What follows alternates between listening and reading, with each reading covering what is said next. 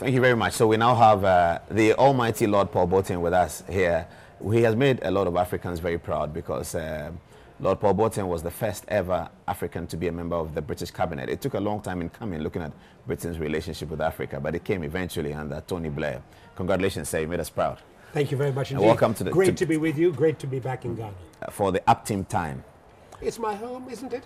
It is. and your better home is Tafo, isn't it? How is Tafo these I'm an days? Achim boy. Look, my title is Lord Boateng of Achim and Wembley. Oh, I see. And I feel I owe both Tafo, Old Tafo, and Wembley a great deal. I was christened in Old Tafo. Wembley was at the heart of my constituency in the UK Parliament for over 18 years. So I think it's right that my title should be Lord Boateng of Achim and and we claim ownership of you because you attended Accra Academy. Leo.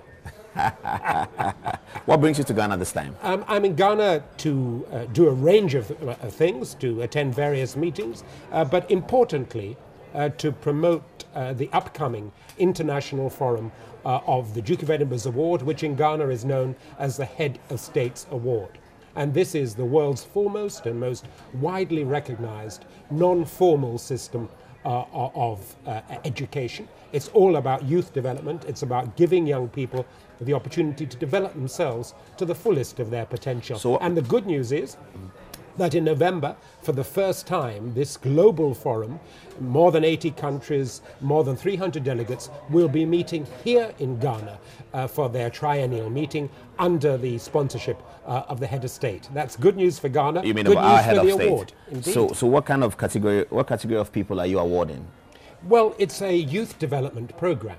So it's a system of non-formal education for 14 to 24-year-olds. They go through a range of challenges which they set themselves. And that's very important, that they themselves should take ownership of the challenges they face. And they center around an adventurous journey which stretches them, physical activity of some, or intellectual activity of some sort, and importantly, community service, volunteering. And they're given 3 levels of award: bronze, silver, and gold. And they're given them in now more than 130 countries and territories under the sponsorship of the head of state. That's why in Ghana it is known as the Head of State's Award. In some countries it's known as the President's Award. In other countries it's known as the Duke of Edinburgh's Award, because he was the founder. He had this initial vision. So it's a sort of empowerment agenda. You want to empower young people, is it? It's about young people taking ownership of their lives, developing themselves, and making themselves more fit for the challenges of the world into which they will grow up. And the good news is all the evidence demonstrates, and this is certified academic evidence, that to go through the award makes you more employable, makes you a better employee, and more likely to succeed in life. So the young people who are currently taking the award are doing themselves a favor, but also, and importantly, they're making a contribution. Is it restricted to Africa? All over the world? It's a global award okay. in all five continents, and there will be representatives from all those continents here in Ghana in November. And excitingly, they will be with them a group of global philanthropists and industrialists who will be able, who support youth development, who will be able to see, too, very clearly about the progress that Ghana has made and how Ghana is very much open for business, open for inward investment, how Ghana and Ghanaians take their role as leaders in Africa, on the continent, seriously, and how young Ghanaians are equipping themselves for a global future. Well, that seems interesting and it's quite encouraging, but the critics will say that the northern countries, means developed countries, will always reach out to the southern countries and underdeveloped countries with these schemes, but and leave aside the real problem of underdevelopment. And for instance, Thabo Mbeki of South Africa, the former president, has had research that indicates that the relationship between Africa, its minerals, and those who mine it, is a critical level of Africa's development challenge. That if that relationship can be realigned, if Africa could get more from its extractive industries, if the terms of trade could be changed, it would do a whole lot difference. And instead of focusing on that and coming to the table as northern countries with these real policies, these kinds of schemes that you describe are thrown at us. What do you have to say? Hold on a minute. Let's get very clear. Yeah.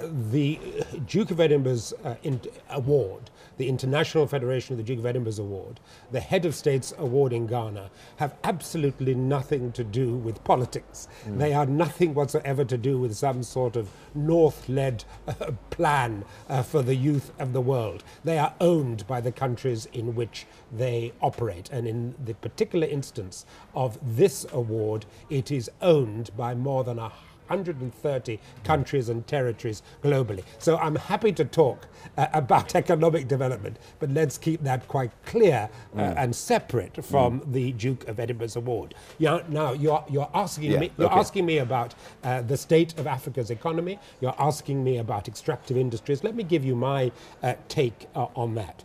I'm a child of the 60s. I grew up at a time in which the nations of Africa were reaching out for independence. And what I've seen and witnessed over that period convinces me that Africa has made a fundamental mistake in relying too heavily on extractive industries, that Africa has been ripped off by many of the global international mining and extractive industry companies, and that it's time, and this is where I agree wholeheartedly with Thabo Mbeki, that Africa took better possession and exercised better stewardship over its mineral resources, but importantly, diversified its economic activity, which is why I am such a strong believer in agriculture, in agribusiness, and the diversification of Africa's economic base in a way that recognizes the contribution of rural Africa and rural people, women and men, the bedrock of our community, who are farmers. I am the proud grandson of a cassava farmer from Old Tafo, Mama Champong, and a cocoa farmer from Old Tafo, Pa Champong. They were great farmers, great innovators, and the tragedy is, not just in Ghana, but in Africa as a whole, that we have not built on their legacy. I'm a beneficiary of a Cocoa Marketing Board scholarship. I owe what I am to cocoa and the benefits that cocoa brought to my father and indeed to me. We've got to build on that, which is why I wholeheartedly not just support what's happening in Africa in terms of diversification, but as myself chairman of the African Enterprise Challenge Fund, based in Nairobi, a Pan-African fund, more than $300 million under management, a development fund with the support of the donors, including DFID, Sweden, and many others. We are about linking the African farmer to global market and regional market opportunities. So I wholeheartedly support the diversification of the African economy and a greater emphasis on agriculture and indeed on increasing Africa's participation on global value chains. We need to manufacture. We need to do. But shouldn't we get better price for gold? Well, hold on a minute. If the price of gold is determined by global markets. If you're asking me, should Africa intervene more in those markets? And my answer to you is yes. But look, it's a market. Power concedes nothing without a demand. It never has and it never will. So Africa has to make that demand. Botswana, let me give you an example. Botswana has made a demand of the global diamond market. Botswana is gaining more out of diamonds today because of the demand that it made than it has ever done in the past. So are you asking me whether Africa should get more assertive in global markets, should bring the multinationals to heel to get better deals? My answer, of course, is yes. And if they don't, they've only got themselves to blame.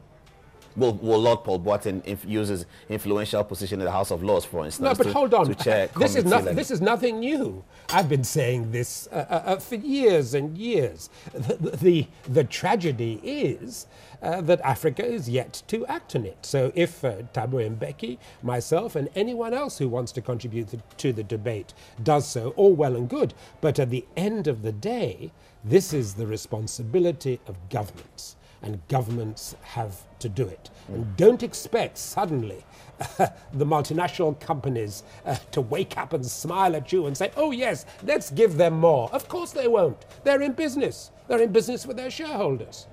So Africa has to get more assertive in dictating the terms of the market. I agree with Thabo Mbeki wholeheartedly. A lot has happened in South Africa over the last 10 days, and you were High Commissioner in South Africa, and I'm sure that you enjoyed your time over there. And so you have first-hand knowledge of the events in South Africa. The feeling among black South Africans is that eventual independence has not achieved much, and corruption has taken over. You must have been interested in what has happened in South Africa because you're High Commissioner there. How did you look at the events of the last few days in South Africa? I think the events of recent days in South Africa are a vindication of South Africa's constitution. What we are seeing is South Africa's institutions, its courts, its parliament, asserting themselves, and we have witnessed a peaceful transition of power within the ruling party. That is to be celebrated.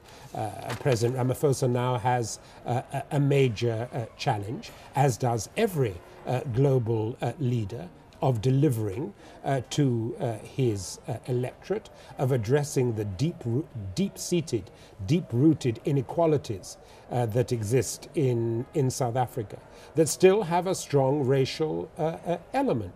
There's no doubt that the commanding heights of the economy in South Africa are not actually commanded by black South Africans.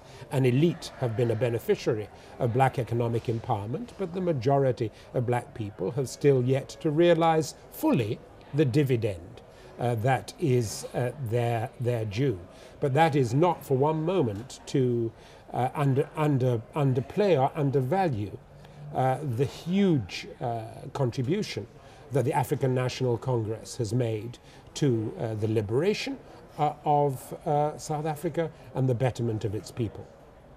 Do you believe that South Africa will get onto a new road from now onwards? I am an optimist when it comes to South Africa. I have great confidence in its people. I have great confidence in its institutions. And I believe that the ANC remains one of the foremost progressive forces in the world.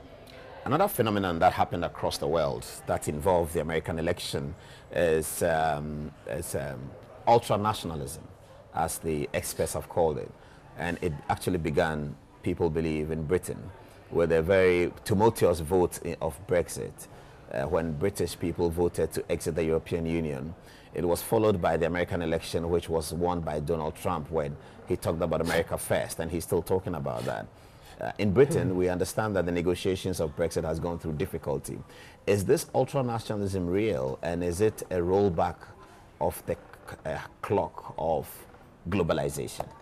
I'm not sure I would describe it as ultranationalism. The reality is that the nation state is alive and well, and in fact always has been.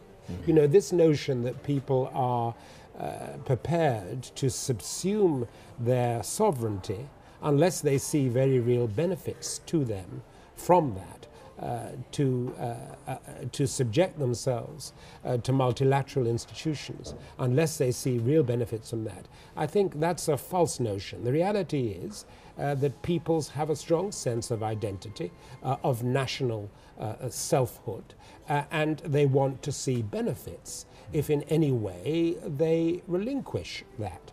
The fact of the matter is that all over the world, globalization is felt by very many people who have not benefited from it as not having delivered to them and to their agenda.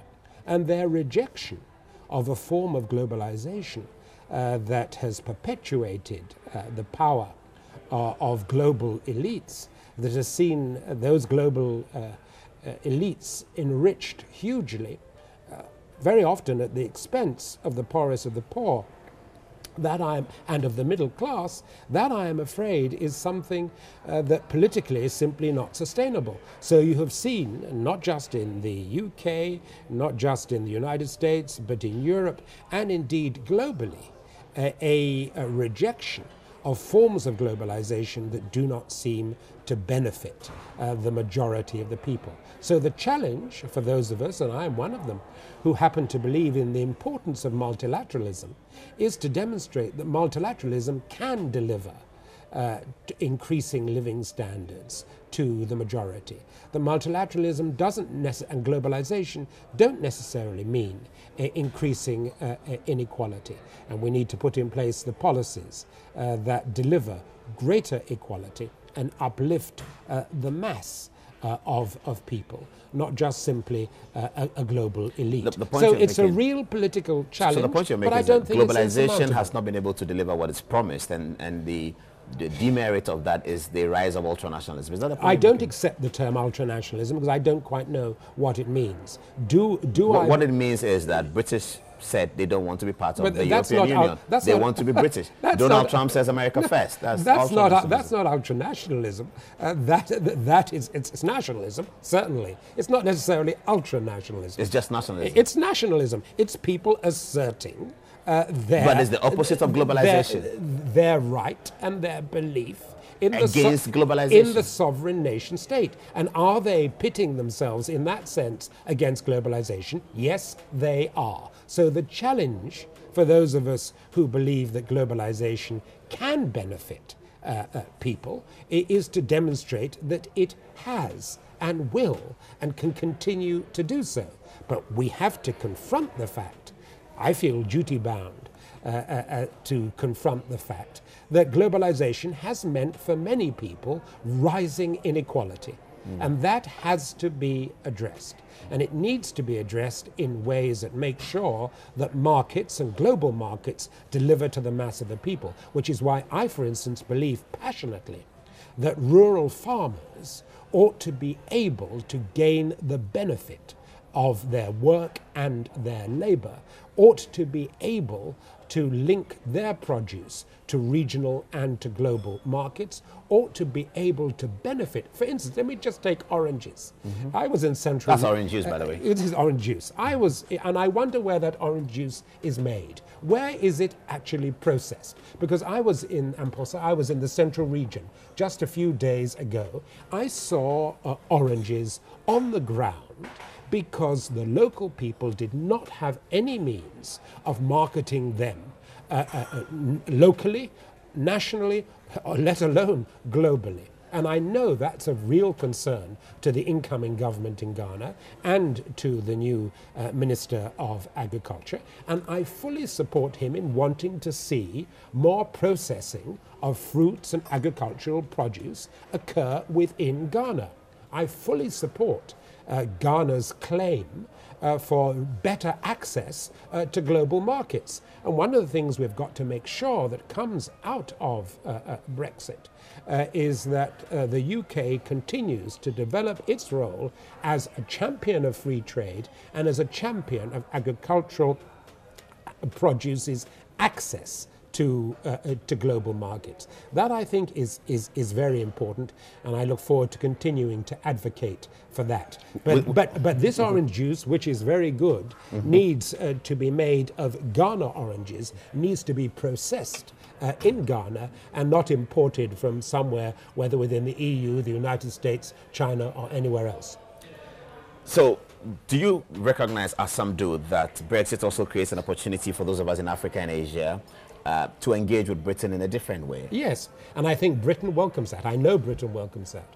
I know the Ministry of International Trade in the UK is looking forward to the upcoming Commonwealth conference in London as an opportunity to demonstrate Britain's commitment to the Commonwealth and to our long-standing economic relationships with Commonwealth countries. We want to see them deepened. We want to see a greater degree of investment both ways between the UK, between Ghana and the UK, and the wider Commonwealth. Brexit is an opportunity for Africa, and my hope and belief is that Africa will rise to the challenge. I'm sure next time you come to Ghana, I can promise you that the oranges will be made here, and it will be packaged here, it will be processed here. Maybe we'll get a factory in Tafo, and then they can process it. This week or last week also, sad news occurred to Africa. Morgan Tsvangirai, the long-time opposition leader in Zimbabwe, died. Have you been looking at Zimbabwe? I'm sure you have. What do you see? Well, I think first of all we should pay tribute to Morgan Tsvangirai. He was a great trade union leader and someone who made a real contribution to his country and to the continent. So our thoughts and best wishes and condolences go out to his family. But I think on Zimbabwe generally, you know, the news is in many ways encouraging. There has been a formal transition within ZANU-PF. The new president has committed to free and fair elections, and we look forward to those and to whatever outcome the people of Zimbabwe choose. Look, the future of Zimbabwe has to be determined by Zimbabweans, not by politicians pontificating in London, Washington, Beijing, or anywhere else. Zimbabwe belongs to Zimbabweans. My hope and belief is that it can grow and prosper, because my experience of Zimbabwe has been that its people have huge potential. It's one of the best educated countries in Africa in terms of its education system and levels of literacy.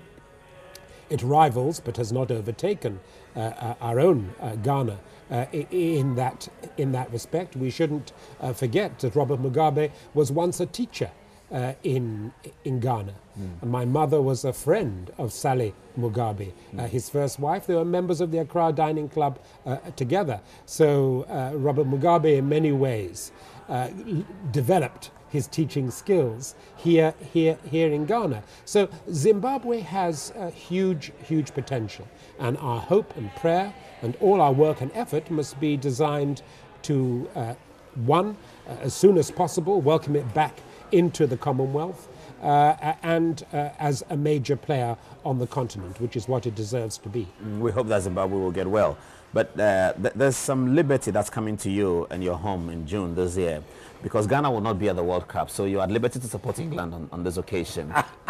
And I know that, look, you know, the Ghanaian Black Stars captain also went to Accra Academy as Samoa Jan, and he plays very well. So you're at liberty to support England. But I don't know how long you'll be watching the World Cup, because England doesn't do well often at the World Cup. Of course, my hope and prayer was that I will live to see England and Ghana in the finals of a World Cup. Now, I am of a certain age. I will not see 60 again. I am not yet convinced that I will ever see either England or Ghana in a final of the World Cup, but I hope to live to 100. Well, you will see Ghana. You will see Ghana. I don't know whether you will see England, but I hope in the next. Very soon you see Ghana in there. I hope in the next 40 years I will see either one or the other in a World Cup final. But no, I think we all wish the Black Stars well. We all wish England well. No, we don't all wish England well. You wish England well. We wish the Black Stars well. But as the Black Stars are not playing, then the natural thing then is to support England. Yeah, maybe. As I go around Ghana, I find as many Arsenal supporters in Ghana as I find that's true. In Brent. So I live in hope. I'm much, and so we'll see what. So you are an Arsenal fan? I'm an Arsenal fan. Oh, I'm sorry about that. I'm sorry about that. I guess, looking at you, I guess you're a Chelsea supporter. No, I'm a Man United supporter. That's better. Well, in that case, you've got even more to worry about. Well, Lord Paul Boateng, when we talk to you, we always remember your time in government in Britain, and we're still very happy that you did such a distinguished job and you were crowned with an honor, and now you're the House of Lords. What's Tony Blair doing these days, your former boss? I haven't seen Tony for some time. I'm sure he's busy, active as he always was. His wife Cherie, who I have seen, is very active on women's issues, not just globally, but particularly in Africa. So that's what about Mr. Brown? That's very good news. Mr. Brown continues to work on education. But look, I think the important thing is to look to the future and to look to future generations, and that's what we will be focusing on in the President's Award, the Duke of Edinburgh's Award Forum that will be taking place here in November. It will all be about shaping the future, shaping our world, and the role of young people in that process. And as I go around and about as chair of the International Council of the award, as I have spent time over the past few days in Ghana, what has struck me is the enthusiasm, the vibrancy of young people, and their sense that they want to get involved, the sense that they want to take power and ownership over their own lives, develop their potential,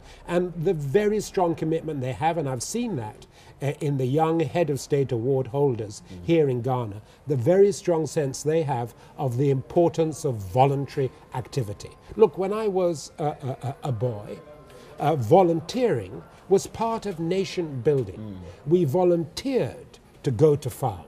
We volunteered to keep the streets and our schools clean and well maintained. That spirit of volunteering needs to be revived, needs to be strengthened, and the award is a very important way of doing that. And I'm delighted that the President is sponsoring this great global meeting, and I'm delighted to learn of the support and cooperation of our own Minister of Youth in Ghana. It's going to be a very exciting event, and our call to the youth of Ghana is get involved, get engaged, be part of nation building and community building. The future is yours. Back in Britain, why has the Labour Party stayed in opposition for so long? Your Labour Party? My Labour Party won 3 successive general elections. A while ago, a long time ago. No Labour Party has ever done that in the past.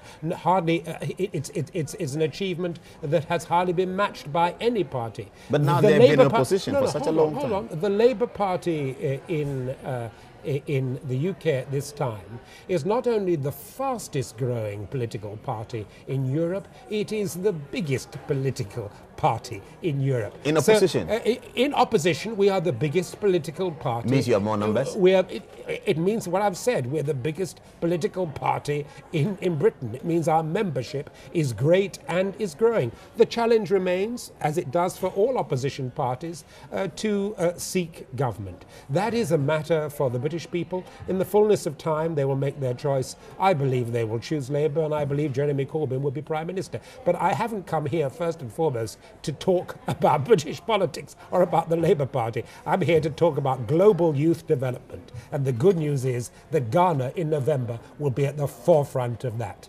Thank you, Lord Boateng. My pleasure. Excellent, excellent. That was Lord Paul Boateng. I'm sure you enjoyed that. Thanks for watching.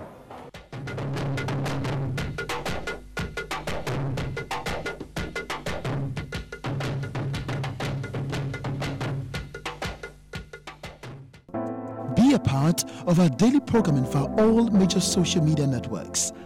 Don't forget, we are big on your views. Share them on www.facebook.com/MetroTVGH. Follow our handle on Twitter at MetroTVGH. For news, hashtag MetroTVNews. For sports, hashtag MetroTVSports. And for entertainment, hashtag MetroTVShowbiz. Follow our posts and join the Metro TV family on Instagram with handle MyMetroTV. And there's more. Find us on our YouTube channel anywhere in the world. It's Metro News and Metro Sports on YouTube, or you can WhatsApp us on 055 425 2525. Visit us on www.mymetrotv.tv. Metro TV, never a dull moment.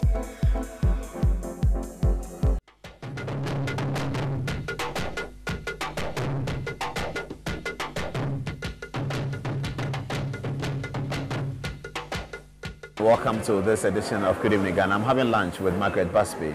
And Mageret, whom you may have heard about, is one of the famous Africans in Britain. She has Ghanaian antecedents, and she herself lived in parts of Ghana. Actually, in Suhum, in the eastern region, that's where she sort of started life. And she's risen from there to the top echelons of publishing industry in the world. In 1967, she became one of the noticeable black women, the first black woman actually in Britain to do publishing. She's visiting Ghana right now. For all her efforts, she has been recognized severally, but especially also as an OBE by the British Empire. Thank you very much for lunch, Mageret.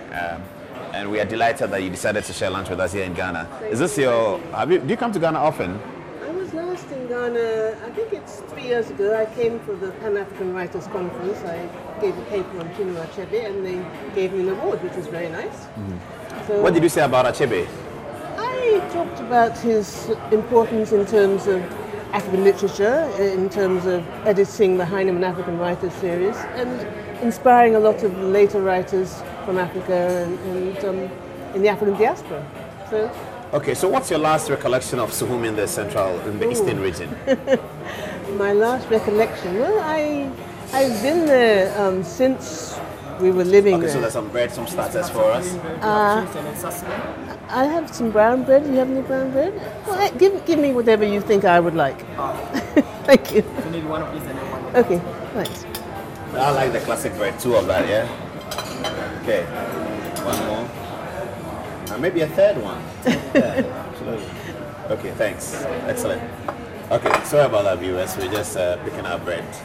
So you were saying about Suhum? Yes, no, we lived there when I was small. I was actually born in Accra. I was born in Kolebu, but my father was a doctor in Suhum, so we were living in Suhum. And well, I remember we had no amenities. We had no flush toilets or running water or electricity. So it was Which year was this? Oh, long before you were born. I can imagine. Was it before independence? Yeah, I was born before independence. Yes. Okay. So, what do you remember of the political leadership in Ghana at the time? Well, I went to school in Britain because, my parents wanted to try and give myself and my siblings, my brother and sister, as good an education as they could afford. So, rather than stay in Suhum, we went to school in Britain, and so a lot of the happenings in Ghana I heard of at a distance. But my father, for example, had come to Ghana in 1929 from the Caribbean. He was actually schooled in Trinidad with people like C.L.R. James, and George Padmore was a very good friend of his. And Padmore had the connection with Nkrumah. So Padmore used to come and visit us in Suhum, actually. So there was that connection with what was happening in Ghana through my parents. Okay, but did your father take active participation in either the West African National Congress with Casely Hayford and others, or something like that? Because if he was with Padmore at the time, the conversation in those days would be towards independence, Africa. No doubt, but I didn't take part in those conversations. No, not you, but your father, I guess. No, I'm sure he would have discussed things with Padmore. So when you went to England, what kind of mindset did you go with? Did you go with as a proud African girl from Gold Coast, which was at that time leading the narrative of political independence, and also leading the narrative of deconstructing colonialism and fighting neo-colonialism? Well, is that the kind of mindset that you had as a young girl? I was too young to put it in those terms, but no, what I had was my African background. I was with my African sister, so and we were in an international school, so I had a lot of friends who were from other parts of the world. My best friend was from Liberia, so there was a good mixture of world politics going on. And I suppose I was, in a way, quite bright, because I had done my O-levels by the time I was 14, and I left school when I was 15, and I came back to Ghana to do my A-levels. So Well, that's interesting. Why did you do your A-levels when you came back to Ghana? Koforidua. Say that again? Koforidua. Koforidua? Yeah. That's where you did your A-levels? Yeah. In which school? No, as an external student. I also did some more A-levels in England as well. I had 2 sets of A-levels, one from Ghana, one from England. Which year was this? Oh, you want to know how old I am? We're talking about the 60s here. Okay, the 60s. So by the time you came back to Ghana for A-levels, you at this time will be very familiar with political situations. What was the political situation in Ghana at the time? Well, we were newly independent, I suppose, in the early 60s and so on. In fact, it was quite inspiring to... I used to collect stamps, and I kind of followed Ghana politics when I was abroad through the stamps and the new issues of stamps and the things that we printed over the stamps as we had new stamps with Kwame Nkrumah and so on. So it was quite fascinating. And in fact, I found some letters I have from my school days from my parents telling me about what was going on. No, we were all very proud of Ghana. Ghana was leading the way in African politics, so it was good to be Ghanaian. Back in Britain, did you study in a university? I studied, after I did my A-levels, I went to London University. Which one? Bedford College. I was there when I was 17. I started my studies. And in fact, Bedford College was quite an interesting college. It's an all-women's college. I see. And it doesn't exist anymore. It became part of another college in London University. But I was talking to somebody, and there was 100 years before I was there was an African-American woman who was also at Bedford College.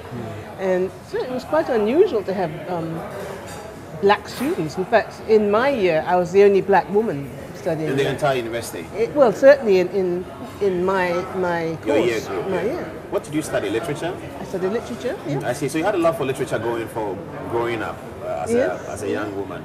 But in fact, at the same time I was studying for my literature course, I was also potentially going to study for law. I was enrolled at Gray's Inn, so I was, that was there in case I didn't go the other way. I could have continued and done the law because law is in my family too.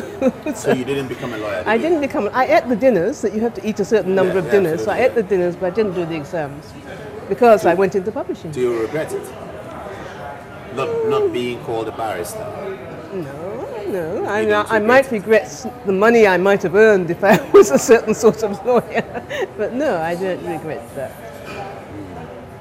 I'm asking that question because in Ghana right now there's a big tussle about how we structure our legal education and who becomes what and all of that. So it's sort of an important question for some of the young viewers who'll be watching about whether you regretted not being able to. I mean, law is important. The bar. No, law is very important, and you have so many different strands of law you can specialize in. So it's important, and I would have probably found something that would have interested me, and I instead chose to go the way of literature. I think you have to have a certain mixture of things to make the world go round. You can have art, music, literature, and those are all important, publishing too, and as are law, medicine, the other professions. So I think it's not a question of saying this is better than that.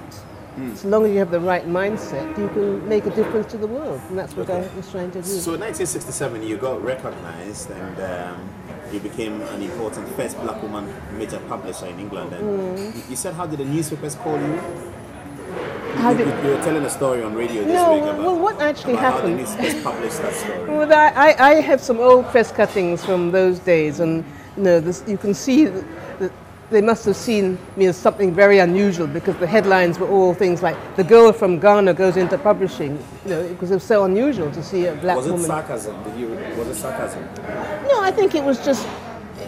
They were not used to it. They did not know that women from Africa or Ghana would be on that level. In fact, I remember when I was starting my publishing company, I had to work because we weren't earning enough to pay ourselves much money. So I got a job with another publisher, but I would write a letter of application and I would send it in and apply for the job, and they replied and gave me an interview, all by post, so they don't know what I looked like. My name could be from anywhere, perhaps.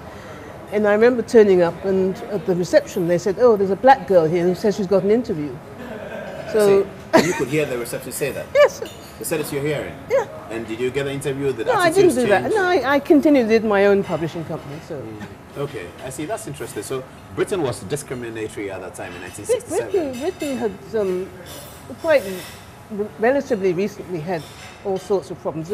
Like Notting Hill Gate had riots and unrest connected with West Indian immigration. In fact, there was a West Indian who was killed in the late 50s. So, from the 50s and 60s, wasn't that long ago. In fact, while I was at university, there was still a lot of discrimination about where you were allowed to live. Because all the famous this was in 1960s in Britain? In the 60s, yeah. What we're hearing right now about, I'll come to a famous question that I ask all my interviewees, especially people who have a diasporan sort of connection and background about self-determination. I'll ask you that question in a minute. But the latest story right now about women and the Western world is sexual harassment. And some of us who live in Africa have been shell-shocked to find that the American women are saying that sexual harassment is particularly prevalent in the United States of America, of all places. And at the weekend, last weekend in London, ahead of the London Fashion Week, there was a big event held in London to endorse the women coming out to speak against sexual harassment. You have been a woman at the top echelons of corporate in Britain, and I'm sure that you have connections with America. Is it an exaggerated story, or is it real, the magnitude of sexual harassment that goes on in the Western world? I don't think it's necessarily only in the Western world, if you can put it in those ways. I think it's wherever men are in positions of power. But we here would have thought that because of westernization, democracy, enlightenment, and all of those principles that we have been told to catch up with, because of all of those things that are alive in the Western world, you wouldn't find any of those things in the Western world. Women being asked to offer sexual favors for jobs. No, in America and in London, that's strange. I don't think it's strange. I think it's to do with the patriarchal system that operates in society. But they have human rights. They have courts. Yes, that work. I mean, we don't even have confidence in all of our courts, but they have courts in London that work. They have women rights that work. They have had prime ministers who have been women, and they are the enlightened part of the world. Why are we hearing? Because it's only now coming out. Because I suppose in a lot of cases, women have not felt secure in speaking out because of the repercussions. Is America a patriarchal society? Is Britain a patriarchal society? Yes. How come? How come? That's the way it's evolved. I mean, they are like Africa? I mean, if you think it's only 100 years since women got the vote, that's not that long ago. Yeah, so they are like Africa. I mean, we look at our traditional society and it's inherently patriarchal. So we wouldn't think that American society that we see in the Hollywood movies is also patriarchal. Why? America with its Congress, 2 houses of Congress, with its 200-year-old democracy, with its established courts. Why is it? It shows you that you can be fooled, if you like, by surface appearances, because it's obviously, if you see all the stories that are coming out now, it's obviously quite deep-rooted and going back over time. It's not just in the last couple of years, it's going back over decades. So it's not a new thing. It's not a new thing. And it's ingrained in, not only in Hollywood, in Parliament, in all sorts of arenas where men are in positions of power and therefore in positions to impose that power on women. Why will men be in positions of power in Britain's Westminster Parliament, the fountain of democracy? Well, that's the way it is. The numbers of women MPs is not as great as the number of male MPs, as in lots of other professions. So you're still finding women having to break through that glass ceiling. And I mean, even in simple things like in a meeting, it's usually the men who have the loudest voices and will speak. In Britain? In any meeting. Anywhere? Yeah. Don't you find so? Well, but my concern is that we didn't think it was in Britain and America. Well, you've got a very rosy picture of Britain and America then, perhaps.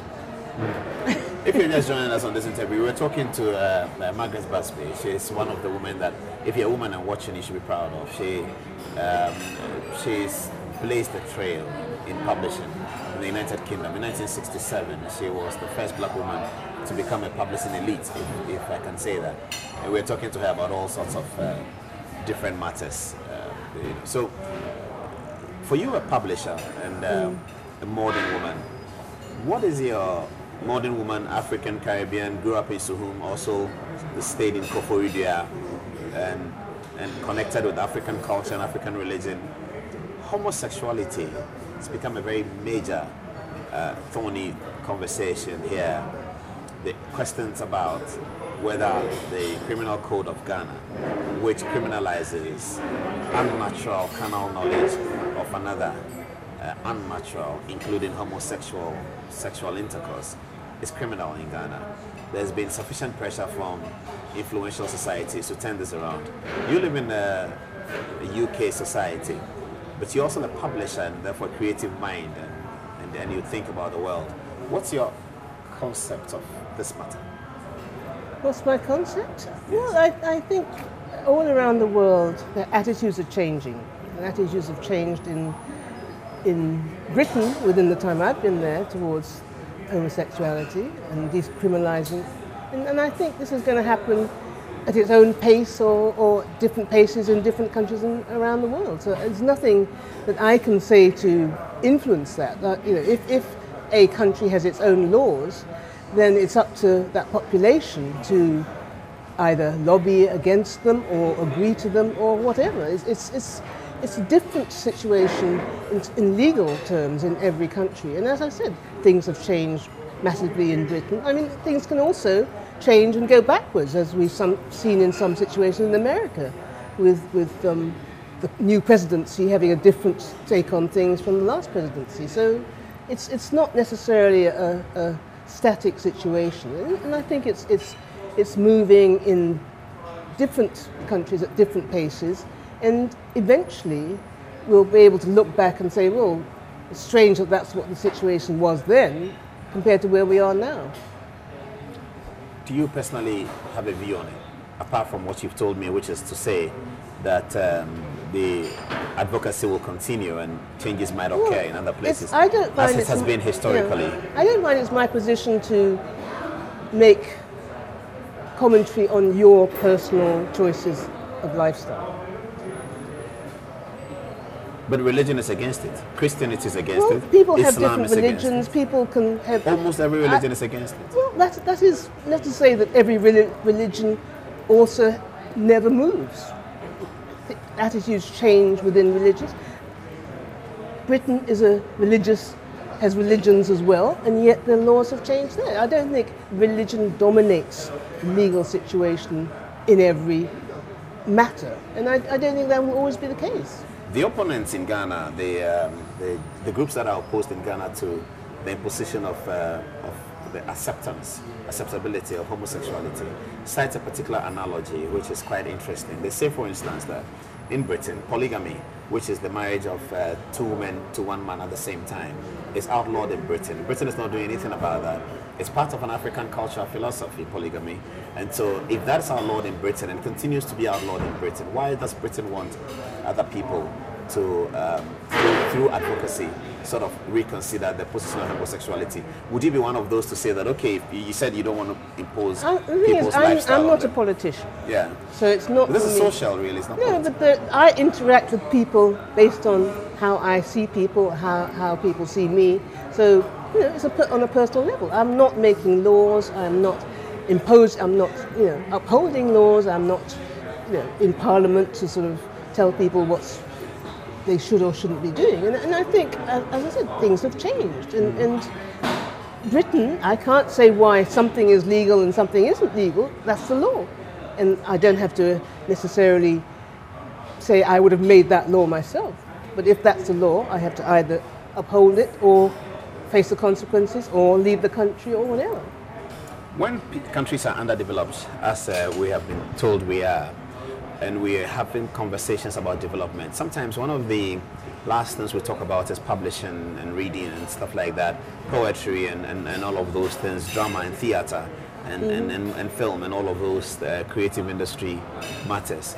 Can you identify or locate the role of publishing in a development agenda for Ghana, for instance? I think publishing is really quite crucial and very important in terms of getting information across. What does publishing mean? Publishing means making public. So it means spreading information, and it can be information of any kind. It could be fiction, as you talked about, poetry and novels and things like that. It could be non-fiction. It could be in history. I mean, we certainly need to be aware of our own history and to read it and to write our own history. I mean, there's a famous saying, which is, quite often I hear it in Britain. It's an African saying that says, until the lions have historians, or until the lions have their say, tales of victory will be told by the hunter. So we have to write our own stories. We have to publish our own stories. We have to be our own gatekeepers in terms of the information that gets passed on, not only to people of our own generation, but to the generation that's going to come after us. So it is important, and I think it's very important that we are publishers rather than relying on what's published in London or New York and taking that without question. We are as capable of producing our good publishers in Ghana, in other parts of Africa, and that's happening. There are publishers who have sometimes taken example from me, and sometimes I've helped publishers. That's a Nigerian publisher called Kasawa Republic Press, run by a young woman called Bibi Bakari Yusuf. And I think she has told me that she started becoming a publisher because of me, and she's been going for 10 years, and if she has a problem, I'm quite happy to help her. She doesn't necessarily need my help. She's doing very well. There are publishers, and there have been publishers. Take a woman like Efwa Sutherland. Mm-hmm. She is no longer with us, sadly, but she was doing great work as a writer and as a publisher. So it's not that you have to be one or the other. But it's really the connection with development that I'm asking, because recently I'm interested, it's interesting you say this. Recently we put up a documentary about the history of Ghana, which was controversial. Mm-hmm. And people were saying that instead of us thinking about bread and butter situations and how to build roads and how to build toilets, we are putting up something about the history. What's the point about history when we don't have food to eat?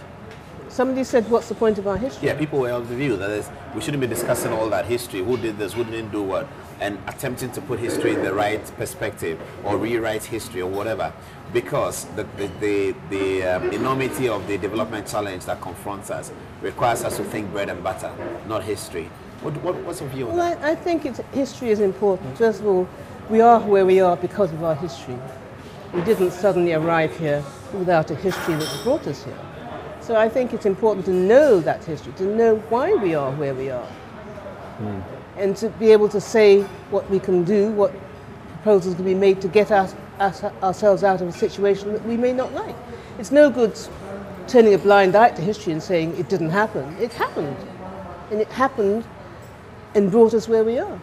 We would not be here without our history. You didn't have your bread, I'm going to have mine soon. You're asking me such heavy questions. We're still talking to Mageret Busby, and we'll take a short interlude, and we'll be right back to continue the interview. We'll be right back.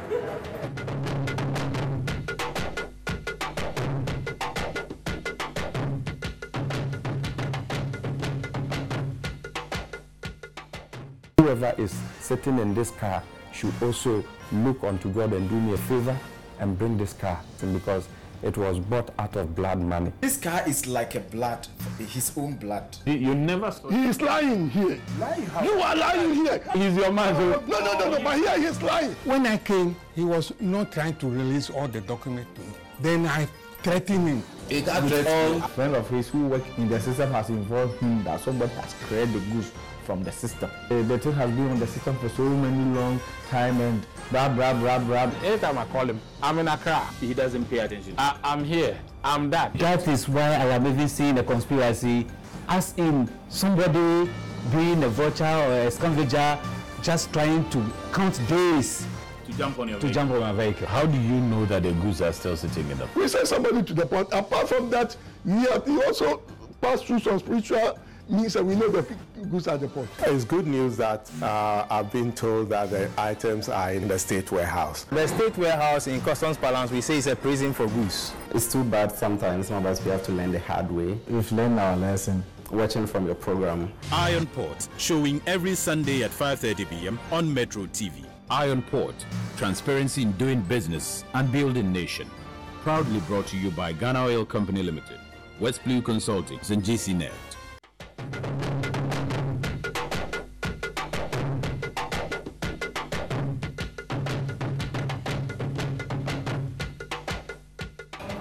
Welcome back to the interview, the conversation. We're having lunch. I'm sure that we will also have lunch wherever you are tomorrow.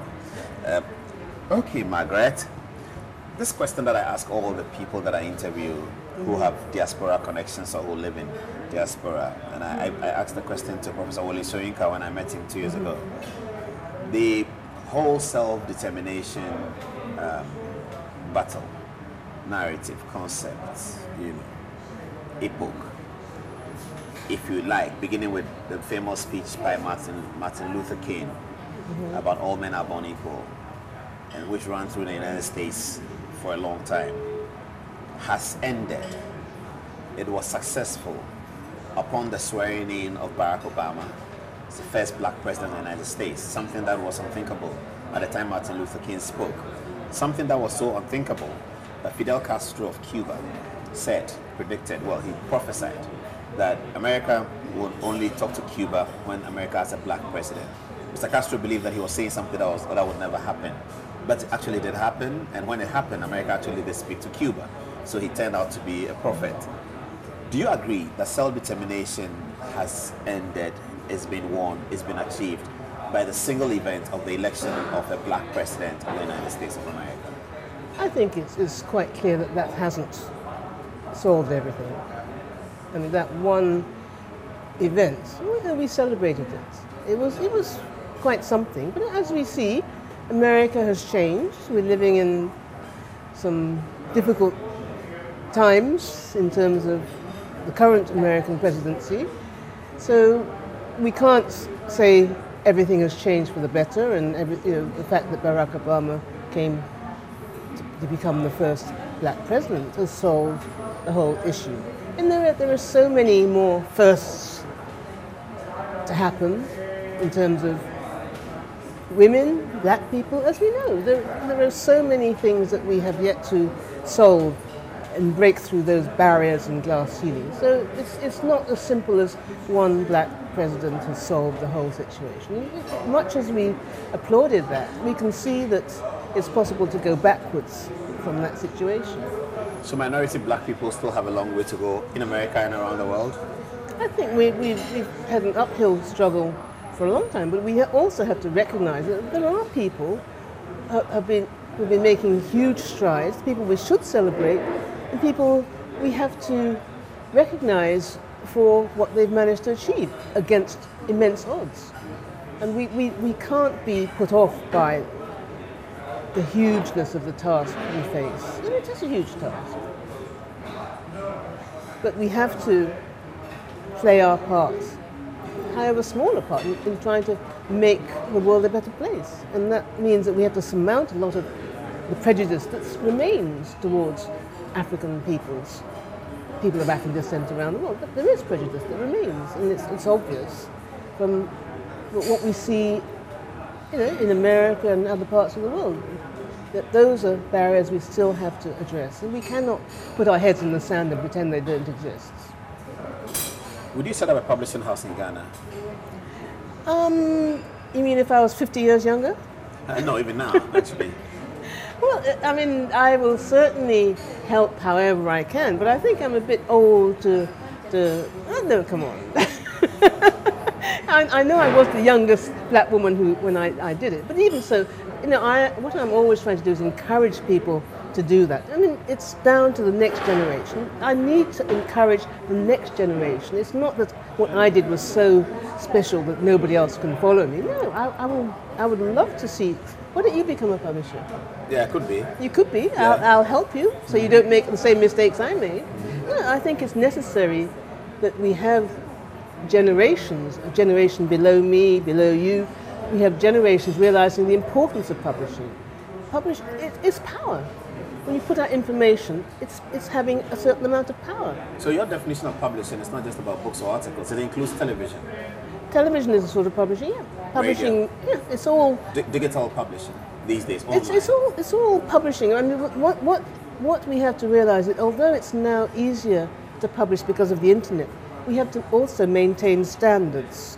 So it's not just a question of publishing something that is substandard. And I think it's also therefore important to read so that you know what is a good standard, you know what is a good book, what is good information, you know the difference between something that is well written and something that's badly written, information that is presented badly and presented well. You have to know the difference so that you're not satisfied with something that's substandard. So I think it's not a simple matter of saying I'll be a publisher and publish any old rubbish. No, you have to do your best, learn from what's gone before, perfect your craft. Publishing is an art, a craft and a business. So you have to try and make it survive as a business, make it survive as a craft, make it things look well crafted as well as recognize what is worth publishing. So all those things are part of the business of being a publisher, and it's a very essential publishing is a very essential thing in a country like Ghana or any country that is trying to make its way within the wider world. It's important that we are able to put our own point of view and compete with the rest of the world. Are you optimistic about Africa's development challenge? Optimistic that Africa will overcome the development quagmire, actually? I'm optimistic, particularly when some of the speeches I've heard our current president give have been so inspiring to those of us in the diaspora. I think it is encouraging, and one has to be optimistic that perhaps we're now seeing moves towards where we want to be without some of the baggage that we've had to, sort of suffer in the past, in different parts of the world. I'm talking about the African diaspora and different African countries. And we've seen changes in Zimbabwe, in South Africa, as well as in Ghana and elsewhere. So I think we have to hope that those changes are maintained and that people learn from the good things in those countries and avoid the things that have, brought us to regret that certain governments are in power, or certainly we have to be able to be proud of what each of our governments is doing and know that they're doing the best for everybody, not just for themselves. And I think that's what I'm optimistic about when I see how things look in Ghana and some other parts of the world. So yes, I'm optimistic. I have to be optimistic. I cannot end this interview by asking you about the now very confused outcome of the Brexit. Britain exiting from the European Union. I happened to cover the event on the day of voting, and what struck me about that process was that the campaigning for Brexit was very different from any other British election. And I've covered at least one British election. It was like an African election. The campaign, the animated campaign for Brexit wasn't like an African election. Huge crowds at the rally, massive paraphernalia displayed all over London and all over the cities in England. It felt like an African election. The enthusiasm was massive. Eventually, Britain voted to get out of the European Union. We still don't know how it's going, but some development analysts have recognized that as an opportunity for Africa to get back into trading, high trading terms with Britain. In fact, the Commonwealth Summit is being held for the first time for a long time in Britain this April, to be chaired by the Queen. As an African who rose to the highest echelons of British society, do you also recognize Brexit as an opportunity of sorts for African trade engagements with the United Kingdom? I'm not sure that there's some more of an opportunity because of Brexit than before. No, I'm not sure. Well, we don't yet know how Brexit is going to pan out, but I don't think Brexit is necessarily the answer in terms of more African involvement, because that's what you're saying. I don't think Brexit is necessarily going to make that happen, no. I mean, I think Brexit took a lot of people by surprise, and we don't yet know how it will pan out. And there were things being said in the campaign which people believed, which have turned out not to be true, and so on. So I think it's still a rather confused situation, if you like, and we'll have to wait and see how it works out. But I certainly think that what has happened as a result of Brexit is there's been a lot of there's a rise in some quarters in Britain of a certain sort of xenophobia. It's a bit the same way that, you know, when you hear President Trump talking about America first, it sort of sometimes doesn't give the right message to people who are not necessarily white Anglo-Saxon citizens of that country. So, you know, it's a final question back to Africa and is about our chieftaincy institutions. You're a writer, so you definitely must have an opinion on that. Are chieftaincy institutions compatible with our democratic experiment? Is that a complicated sort of question? Yeah, I'm not sure that.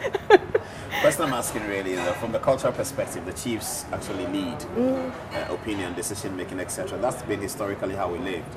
We have imported and introduced democracy, and we're still experimenting with it, where there's a Republican status, you know, as opposed to a monarchical status, and the Republican status sort of takes over every little monarchy, whether you are in Ashanti region or you're in Eastern region, etc. What do you think we should make of our chieftaincy institutions as a publisher, writer? Well, I think it's always good to learn from tradition, to know why traditions are there, and to have discussions perhaps about which traditions we need to maintain and build on. But I think you're in a better position to answer your own question than I am, because you're here in the country. So I'll throw it back at you. You tell me. Okay, we'll talk about that after lunch. What's your favorite food? My favorite food. Food. Ooh, I have lots of different kinds of food that I like. Chicken. I don't mind chicken. Okay, there'll be some chicken here.